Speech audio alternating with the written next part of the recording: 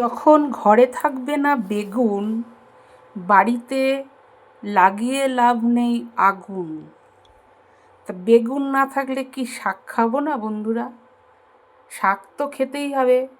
বেগুন শিম যখন থাকবে না তখন আলুই হচ্ছে সহায় সম্বল। তা আলু দিয়েই আমি আজকে বেতো শাকটা রান্না করব। তা চলো কিভাবে কি রান্না করছি সেটাই তোমাদের সাথে শেয়ার করব এখন। প্রথমে কড়াইতে তেল দিয়ে দিয়েছি, তেল গরম হয়ে গেছে। এবার আমি দিয়ে দিচ্ছি একটু কালো জিরে,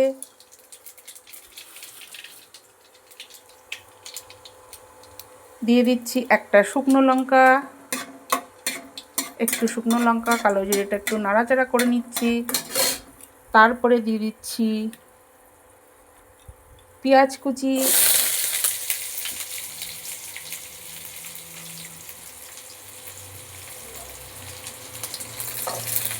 এইবার দিয়ে দেব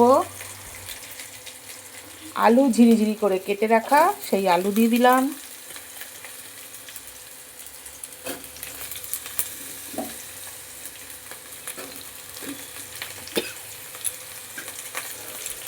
দেওয়া হয়ে গেল।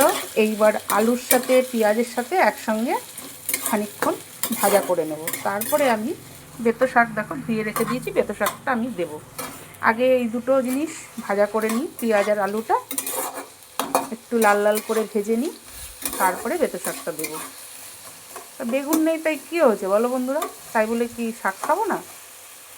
আলু দিয়েও বেতো শাক খাওয়া যায়।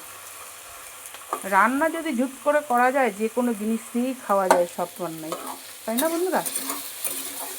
তা তোমরা কে কে ভালো খাও বেতো শাক আমাকে একটু কমেন্ট করে জানিও। আমি তো ভীষণ ভালোবাসি বেতো শাক। বেতো শাক, মেথি শাক, ছোলা, মটর, সব রকম শাকই আমি খুব ভালোবাসি। আগেও তোমাদের বলেছি ভিডিওতে যে আমি সব রকম শাক খুব ভালোবাসি। লাউ শাক, কুমড়ো শাক, পুঁই শাক, চাল কুমড়ো শাক, যে কোনো শাক আমি প্রচণ্ড ভালোবাসি।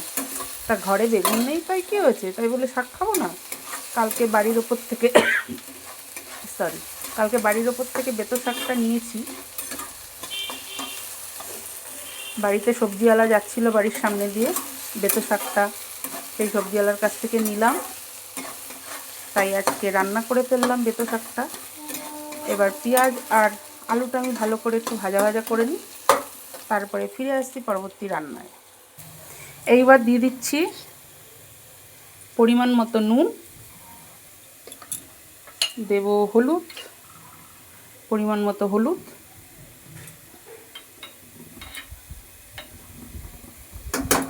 এবার দেব কাশ্মীরি লঙ্কার গুঁড়ো সামান্য একটু। দেখো আলু পেঁয়াজটা আমার লাল লাল করে ভাজা হয়ে গেছে, দিয়ে দিলাম। এবার আমি দিয়ে দেবো শাকগুলো, বেতো শাকগুলো দিয়ে দিচ্ছি। সব বেতো শাক দিয়ে দিলাম এর মধ্যে। ঝুড়িটাকে ভালো করে ঝুড়ি থেকে বাড়ি মেরে মেরে শাকগুলো কড়াইয়ের মধ্যে দিয়ে দিলাম, কেন নিচের দিকে ঝুড়ির গায়ে লেগে থাকে তো, ওগুলো হাত দিয়ে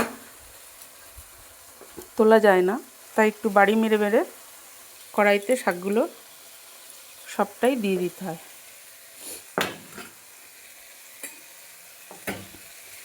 এইবার শাকও আমার দেওয়া হয়ে গেছে। এবার আমি উল্টে পাল্টে ভালো করে ভাজা করে নেব শাকগুলো। আর নুন হলুদ টলুদ তো সবই দেওয়া হয়ে গেছে। এবার আমি দেব এর মধ্যে বাতাসা। আগের গুড়টা ফুরিয়ে গেছে বন্ধুরা, ওই জন্যে গুড়ের বাতাসা দিয়ে এবার আমি রান্না করছি। যেটা আছে সেটা দিয়েই দেখো, বাতাসা 3টে দিয়ে দিলাম, 3টে না আরেকটা দিয়ে দিলাম, 4টে দিয়ে দিলাম। এবার কাঁচা লঙ্কাও দেবো, ছিঁড়ে কাঁচা লঙ্কাটা আমার ফ্রিজ থেকে বের করা হয়নি, বের করে তারপরে দিচ্ছি। এবার ভালো করে কষিয়ে নিই, ফিরে আসছি পরবর্তী রান্নায়। দেখো বন্ধুরা, দুটো কাঁচা লঙ্কা ফাটিয়ে আমি দিয়ে দিলাম এর মধ্যে। এইবার শাকটাকে উল্টে পাল্টে ভালো করে কষিয়ে নিতে হবে, তারপরে জলটা দেবো আমি। তোমরা কে কে এইভাবে আমার মতন শাক রান্না করো একটু কমেন্ট করে জানিও। আলু দিয়ে কে কে ভালোবাসো শাক খেতে, আলু কুচিয়ে আমাকে কমেন্ট করে জানিও। আমার বেগুন না থাকলেও চলে, অসুবিধা নেই, আমি আলু দিয়ে করে ফেলি সেই শাক। যে কোনো শাকই আমি আলু দিয়ে করতে পারি, অসুবিধা হয় না, খেতেও খুব টেস্ট হয়। শিম থাকলে শিমও দেওয়া যায় আলুর সাথে, আলু শিম দিয়েও কুচি কুচি করে একদম শাকটা রান্না করা যায়। আর বেগুন থাকলে শুধু বেগুন দিয়ে করি, বেগুন নেই এখন কি করব, শাক তো খেতেই হবে, শাক তো না রান্না করলে হবে না বন্ধুরা, শাকটা তো আমাকে রান্না করতেই হবে।